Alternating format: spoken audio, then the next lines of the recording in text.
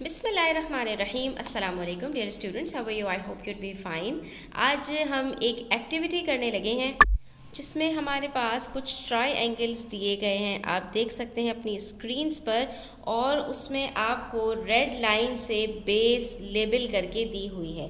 ٹھیک ہے, آپ نے صرف کرنا کیا ہے کہ آپ نے ان بیسس کے اکارڈنگلی ان کی ہائٹ جو ہے وہ آئیڈینٹیفائی کرنی ہے اور اس کو لیبل کرنا ہے. ٹھیک ہے, تو آپ یہ کام پیئرز میں کر سکتے ہیں. پیئرز میں کرنے کے لیے آپ کو کیا کرنا پڑے گا, سیم یہی ٹرائی اینگلز آپ کو کسی پیس آف پیپر کے اوپر ڈرا کرنے ہوں گے, اور وہاں پر آپ ٹرن بائی ٹرن اس طرح سے کریں گے کہ پہلے ایک فرینڈ کرے گا اور پھر دوسرا فرینڈ کرے گا.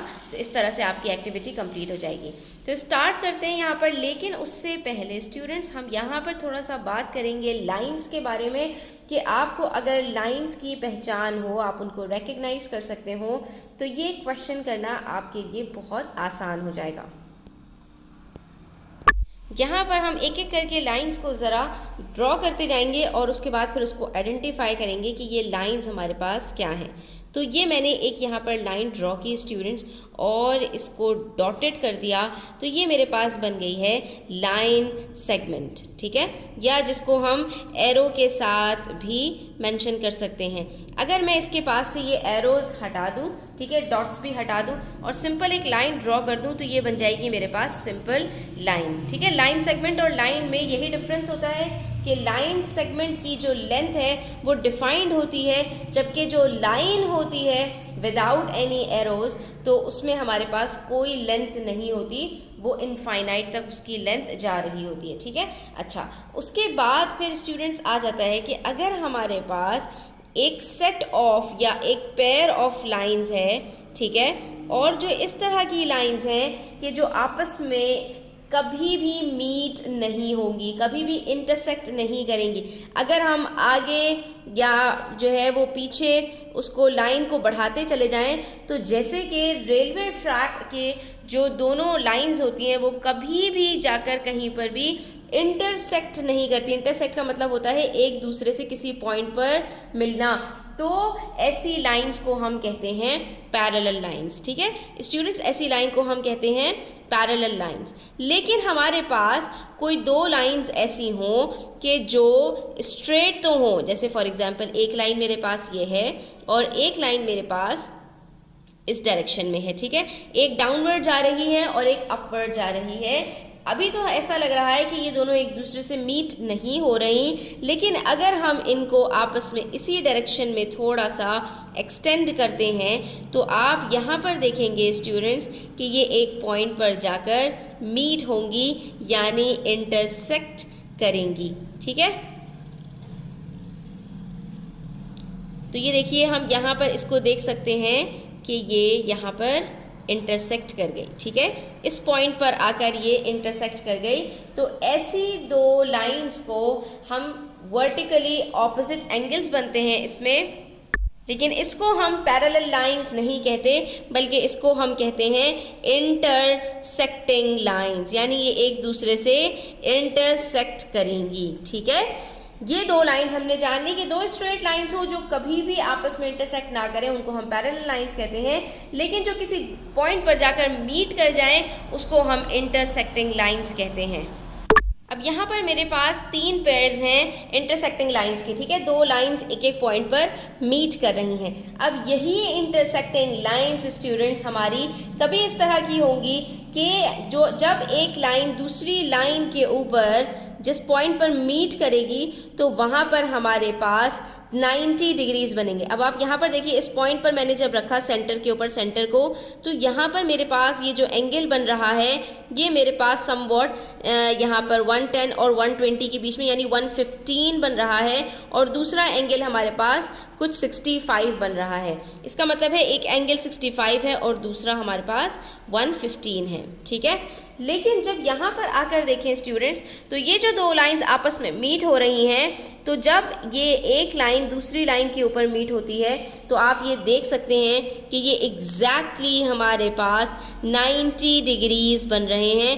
चारों एंगल्स, ठीक है। चाहे ऊपर आप देख लीजिए ये एंगल भी 90 डिग्री है, ये एंगल भी 90 डिग्री है, और इसके नीचे भी अगर आप देखें तो यहाँ पर भी हमारे पास दोनों एंगल्स 90 डिग्रीज के हैं। ऐसी दो लाइंस जिसमें हमारे पास एक लाइन दूसरी लाइन के ऊपर इस तरह से फॉल करे कि वहाँ पर हमारे पास राइट एंगल यानी 90 डिग्रीज बन जाए, तो उसको हम कहते हैं परपेंडिकुलर लाइंस, ठीक है। ये आपने टर्म याद रखनी है, जिसके लिए आप आसान जो है उसमें भी याद रख सकते हैं कि आपके पास इन दो लाइंस के अंदर एक उल्टा सा टी बन जाता है, ठीक है।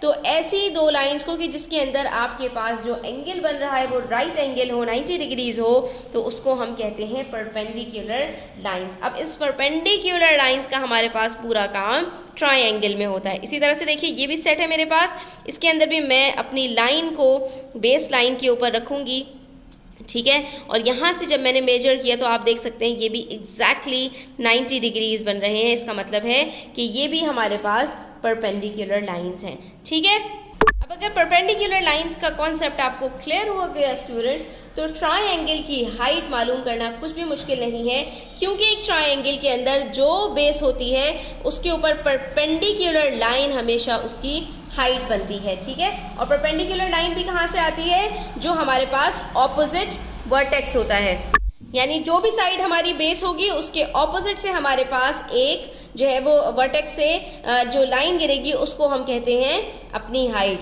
तो अब यहाँ पर हमारे पास बेस के ऑपोजिट में पॉइंट ए है, वहाँ से हमने क्या करना है, एक स्ट्रेट लाइन, क्योंकि ये बॉक्सेस में बने हुए हैं तो यहाँ से जो स्ट्रेट लाइन हमारे पास आकर गिरेगी ये हो जाएगी हमारी हाइट, ठीक है। तो इसको हम कह देंगे ये हमारी हाइट है, और यहाँ पर हमारा 90 डिग्रीज बन जाएगा, ठीक है।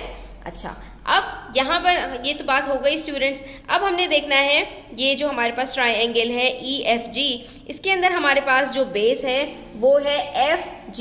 इसके ऑपोजिट में अगर देखें हम तो हमारे पास वर्टेक्स E जो है वहाँ पर स्टूडेंट्स हमारे पास जो एंगल बन रहा है वो 90 डिग्रीज से बड़ा है, और जब भी बेस के ऑपोजिट से आपके पास ऑब्ट्यूज एंगल बनेगा तो वहाँ पर आपकी जो हाइट है वो हमेशा एक्सटीरियर ऑफ द ट्रायंगल होगी। आपने सिंपली क्या करना है, इस वर्टेक्स से जो बेस के ऑपोजिट में वर्टेक्स है वहाँ से परपेंडिकुलर ड्रॉ करना है और यहाँ तक लेके जाना है जहाँ पर आपकी बेस लाइन है, और सिंपली आप क्या करेंगे, बेस लाइन को एक्सटेंड करेंगे, और ये जो आपके पास आई है लाइन ये आपके पास हाइट बन जाएगी। यानी आपके पास ई से लेके फॉर एग्जांपल हम यहाँ पर एक और लेटर लिख देते हैं एच, तो ये EH जो है ये आपकी हाइट होगी इस ट्रायंगल की जब आप FG को बेस बनाएंगे। इसी तरह से यहाँ पर देखिए स्टूडेंट्स, अब यहाँ पर हमारे पास मसला ये है कि बेस के ऑपोजिट में हमारे पास जो वर्टेक्स है वो हमारे पास यहाँ पर स्ट्रेट लाइन नहीं बन पाएगी। क्यों? क्योंकि हमारे पास जो ट्रायंगल दिया गया है वो वहाँ पर जो बेस है हमारे पास वो डायगोनल लाइन है। लेकिन नो प्रॉब्लम, हमने सिंपली करना क्या है कि हम पॉइंट M के ऊपर यहाँ पर रखेंगे और यहाँ से स्ट्रेट लाइन इस तरह से नीचे गिराएंगे कि हमारे पास 90 डिग्रीज बन जाए, और फिर हम चेक कर लेंगे कि क्या ये हमारे पास 90 डिग्रीज बन रहा है या नहीं। तो हमने सेंटर को सेंटर पे रखा, बेस लाइन को बेस लाइन पे रखा, और जब चेक किया तो हमारे पास ये एग्जैक्टली 90 डिग्रीज ही बन रहा है। इसका मतलब है कि ये हमारी हाइट बिल्कुल ठीक है। ये आप देख सकते हैं परपेंडिकुलर लाइंस बन रही हैं, उल्टा टी बन रहा है। अब यहाँ पर स्टूडेंट्स ये तो बिल्कुल ही इन्होंने उल्टा कर दिया। अब आपकी बेस जो है वो अप साइड चली गई है, तो कोई बात नहीं, हमने यहाँ से चेक करना है XY से बेस हमारी अगर ये है तो इसके ऑपोजिट में वर्टेक्स Z है। अगेन हम देख सकते हैं कि ये जो हमारे पास ऑब्ट्यूज एंगल बन रहा है, यानी 90 डिग्री से भी ज़्यादा जा रहा है। 90 डिग्री तो हमारा यहाँ पर बनता, लेकिन ये एंगल हमारा 90 डिग्री से बड़ा हो रहा है। तो हमने सिंपली क्या करना है कि इस पॉइंट Z से एक परपेंडिकुलर गिराना है और जाना है कहाँ तक, इस बेस की जो हमारे पास लेंथ है उस तक जाना है हमने, और यहाँ से बेस को एक्सटेंड कर देना है, तो ये हमारी हाइट बन जाएगी। यहाँ पर हम इसको लिख देते हैं फॉर एग्जाम्पल O, तो ये OZ हमारी हाइट बनेगी। ठीक है स्टूडेंट्स, तो यहाँ पर हमारा आज का लेसन जो है वो एंड होता है। आई होप कि आपके लिए काफ़ी कुछ सीखने के लिए होगा। तो वीडियो अच्छी लगी हो तो लाइक कीजिएगा, अपने फ्रेंड्स के साथ शेयर कीजिएगा, चैनल को सब्सक्राइब करते जाइएगा। अपना ख्याल रखिएगा। अल्लाह हाफिज़।